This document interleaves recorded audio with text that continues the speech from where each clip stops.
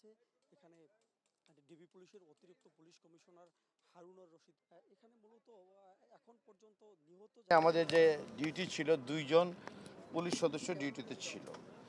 তো কনস্টেবল কাউসার আলী, আমরা যেটা জানতে পেরেছি যে কাউসার আলীর গুলি করা এলোপাথারি গুলিতে কনস্টেবল মনিরুল ইসলাম ঘটনাস্থলে মারা যায়। এছাড়াও জাপান এমবেসির ড্রাইভার সাজ্জাদ হোসেন তার এই গুলিতে গুলিবিদ্ধ হয়ে ইউনাইটেড হসপিটালে চিকিৎসাধীন আছে। তার শরীরে 3 রাউন্ড গুলিবিদ্ধ হয়েছে। আক্রমণকারী কনস্টেবলকে আমরা নিরস্ত্র করেছি, থানায় নিয়ে যাওয়া হয়েছে, আমরা তাকে জিজ্ঞাসাবাদ করছি। মনিরুল ইসলামের মৃতদেহ ময়নাতদন্তের জন্য সোহরাওয়ার্দী হসপিটালে প্রেরণ করা হয়েছে। ঘটনাস্থল থেকে আমরা কিছু ওই গুলির খুসা, এসএমটি গুলি এবং 20 রাউন্ড চাইনিজ রাইফেলের গুলি উদ্ধার করেছি এখন পর্যন্ত। আর যেহেতু এটা একটা খুব প্রাথমিক পর্যায়ে, আমরা তদন্ত করে দেখছি এর সাথে যে ব্যবস্থা নেওয়া দরকার। নিশ্চয়ই আপনারা জানেন যে আমরা এই বিষয়ে কাউকে তো কোনো ছাড় দেওয়ার কোনো সুযোগ নাই, এবং আমরা আইনানুগভাবে এই যথাযথ ব্যবস্থা গ্রহণ করা হবে। প্রাথমিকভাবে আসলে কি মনে হচ্ছে যে কারণটা কি আছেন? স্বাভাবিকভাবে আপনাদের তো একটা তাকে প্রোটোকল শেখানো হোক অথবা একটা নিয়মের ভিতরে রাখা হোক, তো সে আসলে হঠাৎ করে কি বিকারগ্রস্ত হলো? হঠাৎ করে কি একজন মানুষ বিকারগ্রস্ত হয়?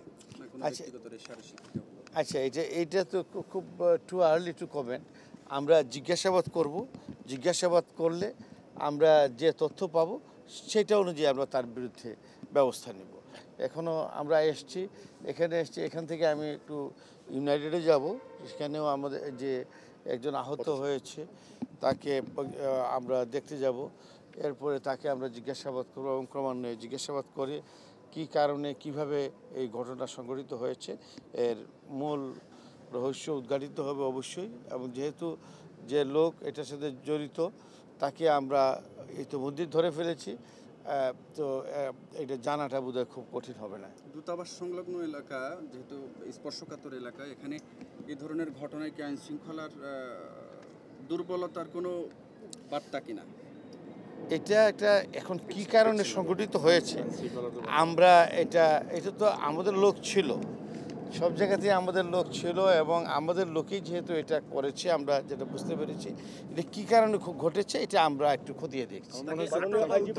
কিভাবে যে সে যদি একজন পুলিশ আরেকজন পুলিশকে গুলি করলো, তাকে নিরস্ত্র করলেন কিভাবে, তাকে উদ্ধার করলেন কিভাবে, ঘটনার প্রক্রিয়াটা যদি আচ্ছা, এটা সে কি পলাতক হয়েছিল? না পলাতক ছিল না, সে এখানে ছিল, এখানে পেয়েছি একটু অজ্ঞান অবস্থায়। হ্যাঁ, আর্মসটা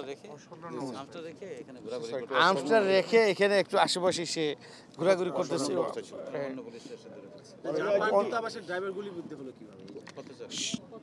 পথচারী হিসেবে যাচ্ছিল ওই সময় সে গুলি করেছে। এখন কি কারণে গুলি করেছে এটা তাকে জিজ্ঞাসাবাদ করলে আমরা আরো বিস্তারিত জানতে পারবো।